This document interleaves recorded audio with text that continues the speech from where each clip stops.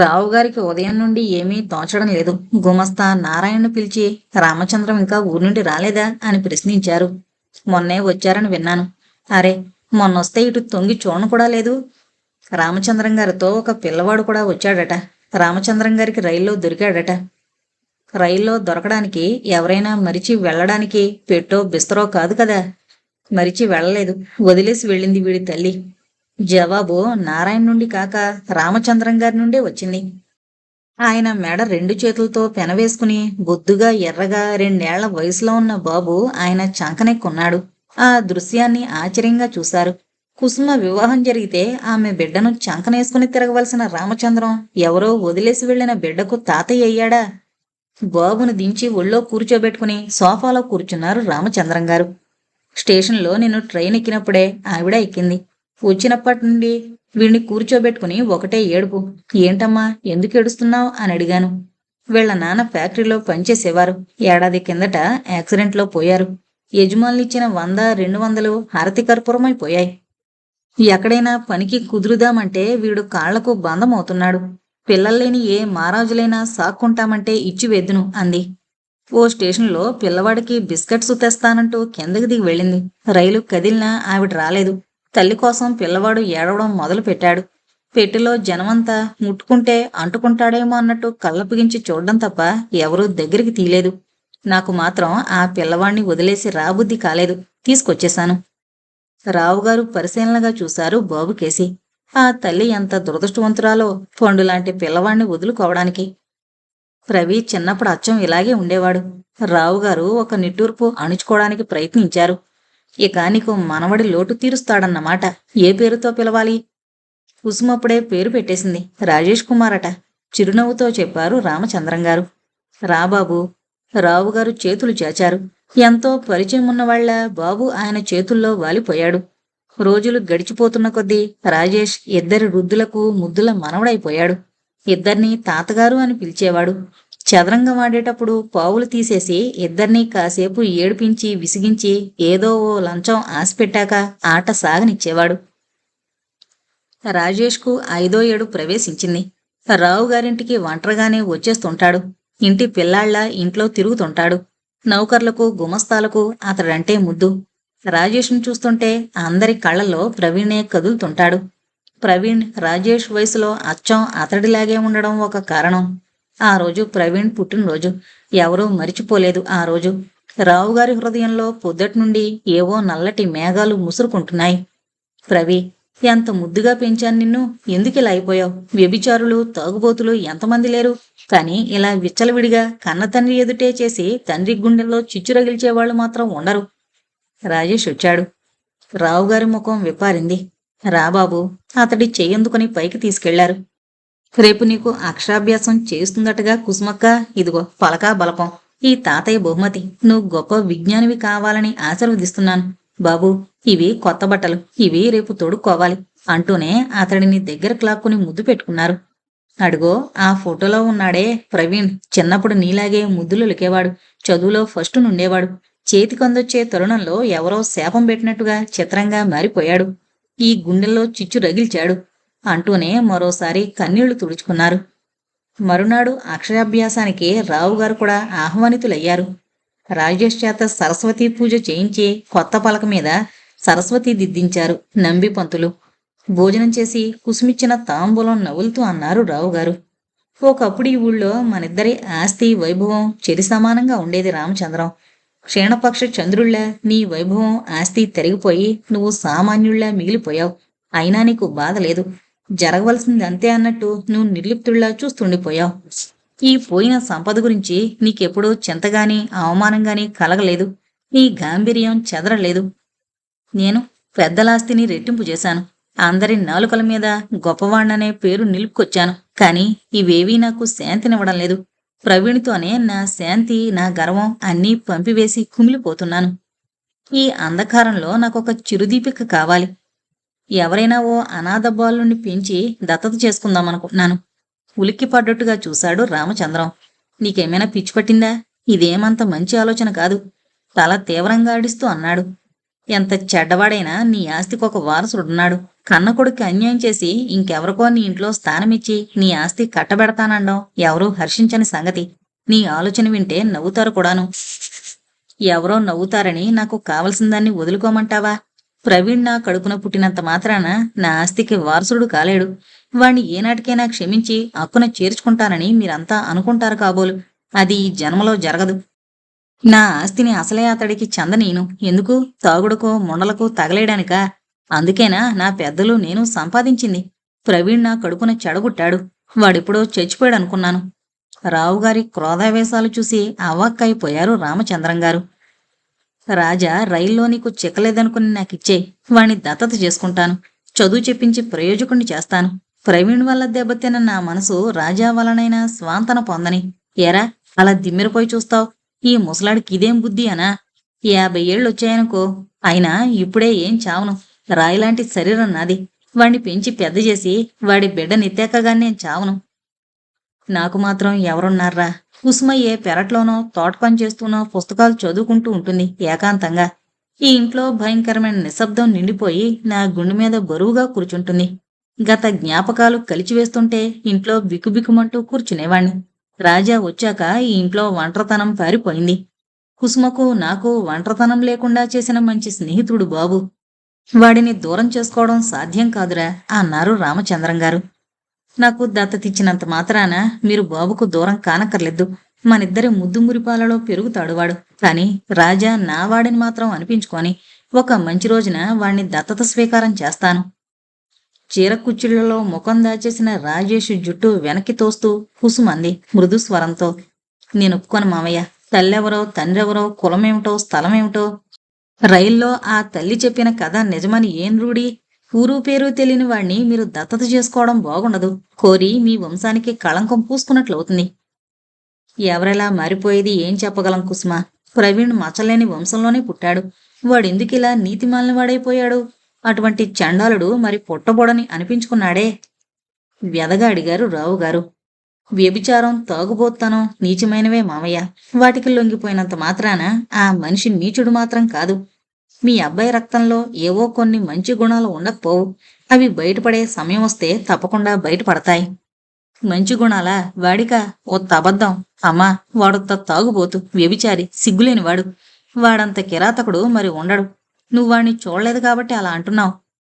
రావుగారు ఎన్ని చెప్పినా ఎంత వాదించినా రాజేష్ను దత్తత చేసుకోవడానికి అంగీకరించలేదు కుసుమ. తీసుకోవడమే కాని ఇవ్వడం పడ్డం లేదు. ఈ 3,000తో 35,000 భర్తీ అవుతాయి. ప్రామిసరీ నోట్ రాయించు, సంతకం చేస్తాను అన్నారు రామచంద్రం గారు. స్నేహితుడివి, ప్రాణంలో ప్రాణానివి. మనం కాగితాలు రాసుకోవడం ఏమిట్రా? నొచ్చుకున్నారు రావుగారు. నువ్వు నాకు తిరిగి ఇవ్వకపోవడమే నా మనసుకు శాంతిగా ఉంటుంది. నేను నీకు స్నేహితుణ్ణే గాని బెచ్చగాణ్ణి కాదురా, అభిమానంగా అన్నారు రామచంద్రం గారు. సరే, నీ తృప్తి కోసం రాయిస్తాను కాగితాలు. నువ్వు అప్పు కట్టలేనంత మాత్రాన నీ ఆస్తిపాస్తులు స్వాధీనపరుచుకునేంత అవసరం నాకు కలగదు. నారాయణ కాగితాలు రాశాడు. రామచంద్రం గారు సంతకం చేశారు. సంతకం చేస్తుంటే ఆయన చెయ్యెందుకో వణికింది. అక్షరాలు వంకరటెంకరగా వచ్చాయి. వేళ్ల మధ్య నుండి పెన్ను జారిపోయింది. కాగితం మీద పడున్న చేతిని కదల్చడానికి తన శక్తినంతా కూడదీసుకున్నారు గాని సాధ్యం కాలేదు. యారా, ఏమైంది? కంగారుగా సమీపించారు రావుగారు. ఏదో మాట్లాడబోయిన రామచంద్రం గారి మూతి ఓ పక్కకు ఈడుచుకుపోయింది. రావుగారు స్నేహితుడిని పొదివి పట్టుకుని నడిపించుకుపోయారు మంచం దగ్గరికి. దాదాపు 2 సంవత్సరాల తర్వాత సంగతి. లక్ష్మీకాంతరావు గారు గుండెపోటుతో హఠాత్తుగా మరణించి 3 రోజులవుతోంది. రావలసిన బంధువులంతా వచ్చారు. ఆయన సంతానం ప్రవీణి తప్ప. కన్న తండ్రి అనేనా అభిమానం లేదా? చనిపోయిన మనిషిని ఏం సాధిస్తాడు వీడు? ఎప్పటికైనా తన కర్తవ్యం నిర్వహించకపోతే ఏం మనిషి? ప్రవీణ్ మేనమామ లక్ష్మణరావు అరవడం మొదలు పెట్టాడు. వారికి కబురు తెలీదు. నారాయణ మెల్లగా బయట పెట్టాడు. బాబుగారు ఇంకో 5 నిమిషాల్లో చనిపోతారనగా అతడికి ఆ సంఘటన గుర్తుకొచ్చి గొంతు పట్టుకుపోయింది దుఃఖంతో. డాక్టర్ వచ్చేలోగా నేను చచ్చిపోతానేమో నారాయణ. నా చివరి కోరికలు 2. ఈ ఆస్తి ప్రవీణ్కు చెందకూడదు. ఇందులో నయ్యా పైసా కూడా వాడు అనుభవించకూడదు. పోతే వాడు శ్రాద్ధ కర్మ కూడా జరపడానికి ఎంత మాత్రం వీల్లేదు. వాడి చేతి తర్పణంతో నరకంలో పోతాను. తెలిసిందా? రావుగారు చెమటతో తడిసిపోసాగారు. ఎర్రటి ఆయన ముఖం ఉద్రేకంతో ఆయాసంతో మరింత కందిపోయింది. ముఖంలో నరాలు పొంగాయి. నా చిట్టి రాజాకు కబురు చేయి నారాయణ. వాడు ఈ ఆస్తికి వారసుడు కావాలని ఎంత అనుకున్నానో కుసుమ పణ్ణిచ్చింది కాదు. వాణ్ణి దత్తత చేసుకుందామంటే. అయినా ఆస్తి పూర్తిగా వాడు అనుభవించేలా వీలునామా రాద్దామనుకున్నాను. ఈ శరీరం నన్ను మోసగించింది. రాళ్లతో కొట్టిన చావులేనట్టుగా ఉన్నాను. ఇంకా ఎకాయికి పరలోకం నుండి పిలిపొస్తుందని అనుకోలేదు. లేకపోతే ఎప్పుడో విల్లు రాసేవాణ్ణి. నిమిషం తర్వాత ఆయన మాట పడిపోయింది. వైద్యుడొచ్చేలోగా హంస ఎగిరిపోయి ఉత్త కట్టి మిగిలింది. అంత్య సమయంలో ఆయన మాటలకు సాక్ష్యంగా గుమస్తా నారాయణ, మరో నౌకరు తప్ప ఎవరూ లేరు. ఉన్నా లేకున్నా ఈ సాక్ష్యాలకు విలువేముంది? రాతపూర్వకంగా ఏమీ లేదు.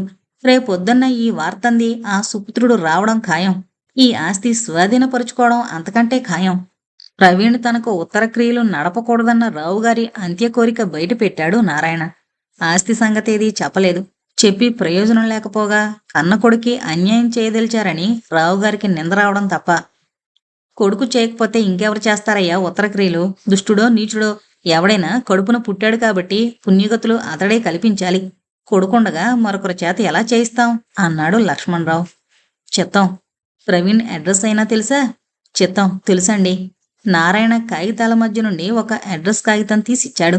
అరగంట తర్వాత రావుగారి మరణ వార్త మోసుకుని ఒక మనిషి బయలుదేరాడు. ప్రవీణ్ అడ్రస్ కాగితం పట్టుకుని. ఏమాత్రం ఆలస్యం కాకుండా ప్రవీణ్ దిగాడు.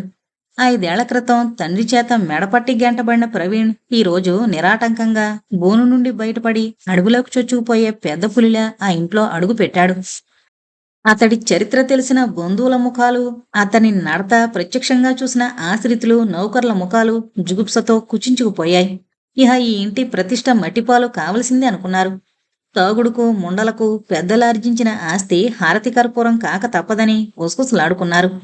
కారుమబ్బేదో కమ్ముకొస్తున్నట్టుగా, ప్రళయానికేవో సూచనలు వినబడుతున్నట్టుగా వాళ్ల ముఖాలు కళతప్పిపోయాయి. ప్రవీణ్ సరాసరి గుమస్తా గదిలో ప్రవేశించి ముసలాడు చచ్చేటప్పుడు ఎవరెవరున్నారు అని ప్రశ్నించాడు తీక్షణంగా. నేనున్నాను, మల్లయ్య కూడా ఉన్నాడు. ఏం చెప్పాడు? నారాయణ తలెత్తి ప్రవీణ్ ముఖంలోకి సూటిగా 2 క్షణాలు చూసి ముఖం తిప్పుకుంటూ, మీకది ప్రియమైన సంగతి మాత్రం కాదు అన్నాడు. అయితే నేను విన్నది నిజమేనన్నమాట. Thank God. ఆ దేవుడు చెప్పకుండా ముసలాడి ప్రాణం అందుకుపోయాడు కాబట్టి బ్రతికిపోయాను. లేకపోతే ఎంత అన్యాయం జరిగిపోయేది నా పట్ల అన్నాడు గుండెల మీద చెయ్యించుకుంటూ. బోన్ నుండి బయటపడిన క్రూరముఖం కేసి చూస్తున్నట్టు నారాయణ ముఖం భయంతో నిండిపోయింది. ఏదో చెప్పాలనుకుని ఆగిపోయాడు. రాజేష్ ఎవరు? రామచంద్రం గారి పెంపుడు బిడ్డ. రాజేష్ రైల్లో దొరికిన ఉదంతం చెప్పాడు నారాయణ. ఊరు పేరు తెలియని వెధవ మీద ఈ ముసలాడికి ఎందుకంత మక్కువ కలిగిందో. ఊరు పేరు లేనివాడైనా రాజేష్ అంటే రావుగారికి ఎంత ఆపేక్షో నారాయణకు తెలుసు. ఒక ఆయనకేనా? అతడి ముద్దు మొహం చూస్తే శత్రుపక్షంలోని వాడికి కూడా ప్రేమ పొంగి రాక మాందు. తండ్రి అంతిమ కోరికలు విన్న ప్రవీణ్ ఆయన మొదటి కోరిక మన్నించడానికే నిశ్చయించుకున్నాడు. తమ వంశీకుడొకడిని పట్టుకుని అతడి చేత జరగవలసిన తతంగమంతా జరిపించాడు. తండ్రి చేస్తే కనీసం తలైనా గొరిగించుకోనని ప్రవీణ్ ఎంత ఆశ్చర్యమైన మనిషిగా కనిపించాడో. అతడి శ్రాద్ధకర్మలకు చేసిన ఖర్చు అంత ఆశ్చర్యం గొలిపింది. దినాలకొచ్చిన వైదేహి వెళ్ళిపోయే ముందు అతడిని ఒంటరిగా గదిలో కలుసుకుని, ఇంకా ఎన్నాళ్ళెలా ఉండిపోతావు బావా? పెద్దరాణిని తీసుకొచ్చి మా కన్నుల పండుగ ఎప్పుడు చేస్తావు? మామయ్య పోయాడు. ఈ ఇంటి పరువు ప్రతిష్ట నిలపవలసిన బాధ్యత నీ మీదుంది. ఇదివరకులా నువ్వు పోకిరిగా వ్యవహరించడానికి వీల్లేదు. ఊళ్ళో కల్లా పెద్దిల్లు మీది. ఊళ్ళో అందరి కళ్ళు ఈ ఇంటి మీదనే ఉంటాయి. ఈ ఇంట్లో ఏది జరిగినా అదే నలుగురికి ఆదర్శప్రాయం అవుతుంది. నీ నుంచి ప్రజలకు మంచే జరగాలి గాని చెడు జరగకూడదని నా ప్రార్థన అంది. మేనమామ కూడా ఇంచుమించు ఇదే హితబోధ చేశాడు వెళ్ళిపోతూ. చుట్టాలందరూ వెళ్ళిపోయాక ఒక శుభోదయాన ప్రవీణ్ ఆఫీస్ గదిలో కూర్చుని దస్తరం పరిశీలిస్తూ కూర్చున్నాడు. ఊళ్ళో కొంతమంది ఇళ్ళు, పొలాలు రావుగారి తనఖా కింద ఉండిపోయాయి. చాలా తక్కువ వడ్డీతో ఏదో ఒకటి తనఖా పెట్టుకుని డబ్బిచ్చి ఆపదలో ఆదుకునేవారు రావుగారు. ఇలా లక్షలకు డబ్బు దగ్గరగా బయట ఉండిపోయినట్టు గుర్తించాడు ప్రవీణ్. కొన్ని సంవత్సరాలు గడిచిపోయి వడ్డీ అసలు మించిపోయింది. వాళ్ళు తాకట్టు నుండి విడిపించుకోకపోతే న్యాయంగా వాటిని స్వాధీనపరచుకోవచ్చు. తండ్రి ఎందుకిలా వాటి విషయంలో ఉదాసీనత వహించాడో బోధపడలేదు ప్రవీణ్కి. ఇది ఆయన దయాగుణానికి చిహ్నమైతే అర్థం లేంది. ఇవన్నీ నామమాత్రం రాతలు. వేల డబ్బు ఆ దరిద్రులకు దానం చేసి ఊరుకున్నట్లే. వాటిలో రామచంద్రం గారి ప్రామిసరీ నోటు ముఖ్యంగా ఆకర్షించింది ప్రవీణ్ను. ఆ మహానుభావుడు 30,000 దాకా పట్టుకుపోయాడు. ఈయన ఇంతప్పు తీర్చగలడా, లేకపోతే స్వాధీనపరుచుకోవడానికి ఏమైనా ఆస్తుందా అని అడిగాడు నారాయణను. దుష్టుడి పరిపాలన ప్రారంభమైంది. నారాయణ అసహ్యంతో జలదరించిపోతూ, ఇల్లు, ఊరంచున కాస్త పొలం ఉన్నాయి.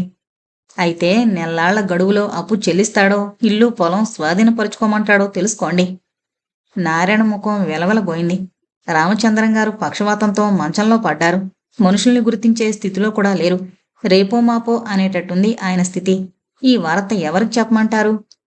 ఆయనకు కొడుకులు కూతుళ్ళు లేరా? ప్రవీణ్కు ఈ ఊళ్ళో ఎవరితోనూ స్నేహ పరిచయాలు లేవు.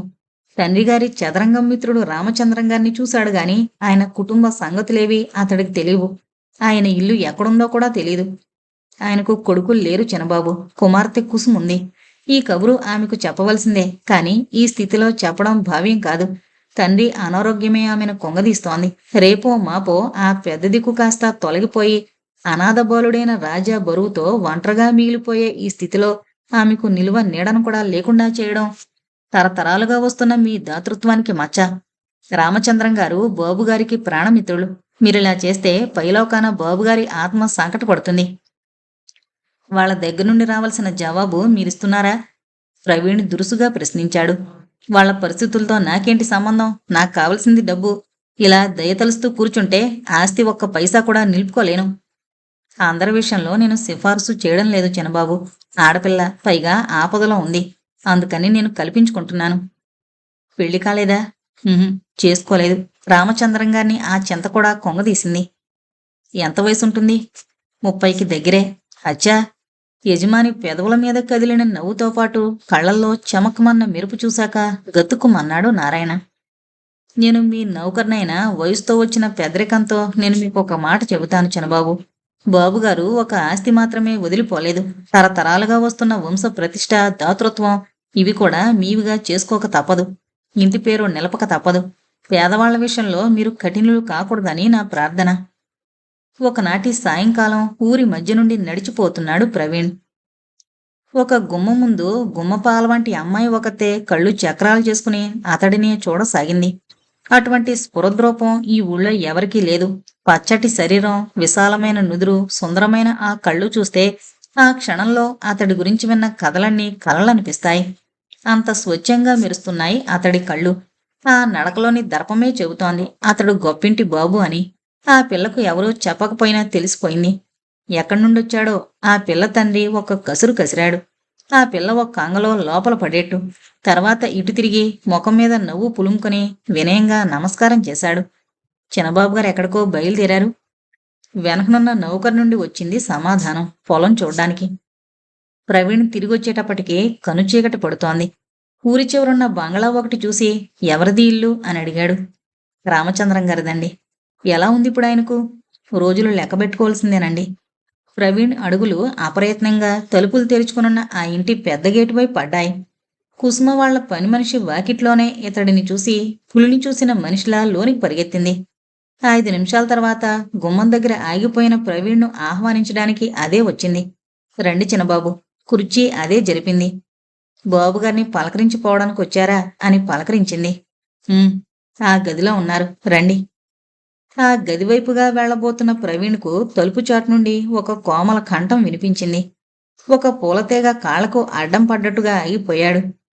నాన్నగారి దగ్గర ఆ ప్రామిసరీ నోటు సంగతేదీ తేవద్దు ప్రవీణ్ బాబు. రేపో మాపో రాలిపోయే ఆ మనిషి దగ్గర ఆ విషయం ప్రస్తావించే లాభం ఏమిటి? ఆయన్ని అశాంతి పాలు చేయడం తప్పితే. ప్రవీణ్ ఉద్విగ్నుడైపోయాడు. అయితే ఎవరి దగ్గర ప్రస్తావించాలంటారు? ప్రస్తావనలకు, హెచ్చరికలకు మీరు శ్రమపడే అవసరం రానివ్వను. నాన్నగారు పోయిన మరుక్షణం ఇంట్లో పూచిక పుల్ల కూడా ముట్టకుండా రాజాను తీసుకుని వెళ్ళిపోతాను. ఇల్లు, పొలం మీరు నిర్భ్యంతరంగా స్వాధీనపరుచుకోవచ్చు. ఎక్కడికి వెళ్ళిపోతారన్న ప్రశ్న ప్రవీణ్ పెదవుల వరకు వచ్చింది, కానీ అడగలేకపోయాడు. అంత పరిచయం తనకెక్కడది? తర్వాత రామచంద్రం గారి గదిలోకి ప్రవేశించాడు ప్రవీణ్. ఆయన్ని గురించి నలుగురు అనే మాటలు నిజమనిపించాయి. పెద్ద దొరగారి కుమారుడు మిమ్మల్ని చూడ్డానికొచ్చారు. పని మనిషి పెద్ద కంఠంతో, చేతులతో అభినయం చేస్తూ చెప్పింది. అన్నారు రామచంద్రం గారు ఏదో లోకం నుండి పలికినట్టుగా. 2 నిమిషాలు నిలబడి ఆయనకు జరుగుతోన్న వైద్యం గురించి పరామర్శించాడు ప్రవీణ్. తర్వాత గదిలో నుంచి యువతలకొచ్చాడు. కూర్చోండి బాబు, అమ్మగారు టీ తీసుకుని పొమ్మంటున్నారు. ఇప్పుడా? వద్దు. పర్వాలేదు, తీసుకోండి. తలుపు వెనక నుండి కుసుమ కంఠం వినిపించింది. ప్రవీణ్ కూర్చున్నాడు. పని మనిషి టీ కప్పు తెచ్చి అందించింది. అతడు టీ తాగుతూ తలుపు వెనకాల గాజుల సవ్వడి గమనించి, నాన్నగారిని పట్నం ఎందుకు తీసుకుని వెళ్లలేదు? ఈ పల్లె కొంపలో ఏం వైద్యం జరుగుతుంది అన్నాడు. ఆయన బ్రతికి చూసేదేముంది? అలాంటి దురదృష్టవంతులు దాటుకోవడమే సుఖం, నిర్లిప్తంగా అంది కుసుమ. దురదృష్టవంతులంతా చనిపోవడమే పరిష్కారమంటారా? ఆయన బ్రతికి ముందు ఏం చూడబోయేది మీకేం తెలుసునని? నాన్నగారు భవిష్యత్తు చూసినట్టుగానే ఉంది ప్రవీణ్ బాబు. ఒకప్పుడు ఏనుగులా బతికారు, ఇప్పుడు పీనుగులా బ్రతికీడుస్తున్నారు. మనిషి జీవితంలో చీకటి రాత్రులు ముందొచ్చి తర్వాత వెన్నెల వెలుగులు పరుచుకోవాలి గాని, వెన్నెల్లో బ్రతికిన మనిషి మీద ఆంతర్యంలో చీకటి తెరలు జారడం ఎంతో విషాదం. ఈ చీకటి తెరలే శాశ్వతం కాదు, మళ్లీ వస్తుంది వెన్నెల. వస్తుందేమో. మా నాన్నగారికి అంత ఆయువు ఉండద్దు, వృద్ధులైపోయారు. పైగా చింతలతో కుంగిపోయారు. ఇందాక మీరిక్కడి నుంచి వెళ్ళిపోతానన్నారు. ఎక్కడికో తెలుసుకోవచ్చా? మీకెవరైనా బంధువులున్నారా? హైదరాబాదులో మేనత్త వరసైన ఒక ఆమె ఉంది. అక్కడికి వెళ్లాలని అనుకుంటున్నాను. ఇక సంభాషణ పెంచలేదు ప్రవీణ్. కప్పు కిందుంచి లేచి నిలబడ్డాడు. వస్తాను. మంచిది. ప్రవీణ్ ముఖమంతా కళ్ళు చేసుకుని తలుపు వంక చూశాడు ఒక క్షణం. ఆమె చీర చెంగో చెయ్యో కనిపిస్తుందేమోనని అతడి ఆశ నిరాశ అయింది. నారాయణ స్నానాధికాలు పూర్తి చేసుకుని ఆఫీస్కొచ్చేసరికి ప్రవీణ్ ఏవో కాగితాలు చూసుకుంటున్నాడు. మీరు నిన్న రామచంద్రం గారింటికి వెళ్లారా చిన్నబాబు? వెళ్ళాను. కుసుమతో మాట్లాడాను. ముసలాడు చచ్చాక ఆ ఇంట్లో ఉన్నని చెప్పింది. వాళ్ళ మేనత దగ్గరకో ఎక్కడికో వెళ్ళిపోతుందట. కానీ ఎలా బ్రతుకుతుందో చెప్పలేదు. ఏమైనా చదువుకుందా? ఎంఏ పాస్ అయింది బాబు. ప్రవీణ్ అపనమ్మకంగా చూశాడు. అబ్బా, ఎంఏ చదివిందా? మరి ఆ ఘోష ఏంటి? తలుపుచాటు నుండి మాట్లాడింది. ఒకప్పుడు బాగా బ్రతికిన కుటుంబం వాళ్ళది. వాళ్ళమ్మ తాతమ్మలంతా ఘోషాలో బ్రతికిన వాళ్లే. చదువుకు కుటుంబ ఆచారాలకు సంబంధం లేకపోవడమే ఉత్తమమైంది బాబు. కుసుమమ్మ సామాన్యులు ఎదురుపడితే పడుతుంది గాని గొప్పింటి బాబులైన మీ ఎదుటికొచ్చి ఎలా మాట్లాడుతుంది? మీరు వాళ్ళ అప్పు విషయంలో ఏ నిర్ణయం తీసుకున్నారు చిన్నబాబు? కుసుమమ్మకు ఆ కాస్త నీడా లేకుండా చెయ్యాలని అనుకున్నారా? ఈ సమయంలో నాన్నగారే ఉంటే ఏం చేసేవారు? నారాయణ ముఖంలోకి ఉత్సాహం వచ్చింది. ఏదో విధంగా ఇతడి మనసు కరిగించి కుసుమకు ఆ కాస్త నీడ నిలుపుగలిగితే చాలన్న తాపత్రయం అతడిలో తీవ్రంగా ఉంది. ప్రామిసరీ నోటు చించి పారేసి మీరు నాకేమీ బాకీ లేరని చెప్పేవారు. అసలంత డబ్బు ఆయన చేబదులుగానే ఇవ్వబోయారు. రామచంద్రం గారే అభిమానం చేత ఒప్పుకోలేదు. ఆయన బలవంతం మీదే ఆ కాగితాలు రాసుకోవడం జరిగింది. నారాయణ చెప్పడం పూర్తి కానేలేదు. ప్రవీణ్ చేతిలో ఉన్న కాగితాలు సరున 2 ముక్కలు చేశాడు. నిమిషంలో లెక్కలేనన్నిగా చింపివేయబడ్డాయి. నారాయణ విభ్రమంతో, చిన్నబాబు, ఆ కాగితాలు అన్నాడు. అదే రామచంద్రం గారు రాసిచ్చిన ప్రోనోటు. ఈ క్షణం నుండి రామచంద్రం గారు నాకేమీ బాకీ లేరు. కుసుమకు ఆ సంగతి తెలియజే. ఆవిడకి నిశ్చింతగా ఉండొచ్చు. ఈ దుష్టుడిలో ఇంతటి ఔదార్యం చూస్తానని కలలో కూడా అనుకోలేదు నారాయణ. ఇది దయాగుణం కాదు, కుసుమమ్మ కోసం విసురుతోన్న వల. ప్రవీణ్ తెలివిలేనివాడా, నీ వలలో చిక్కుకోవడానికి కుసుమ అన్ని చేపల్లాంటిది కాదు, స్వరమీను. ఆమె జోలికి పోయావంటే నీ బతికే తలకిందులు చేయగలదు అనుకున్నాడు.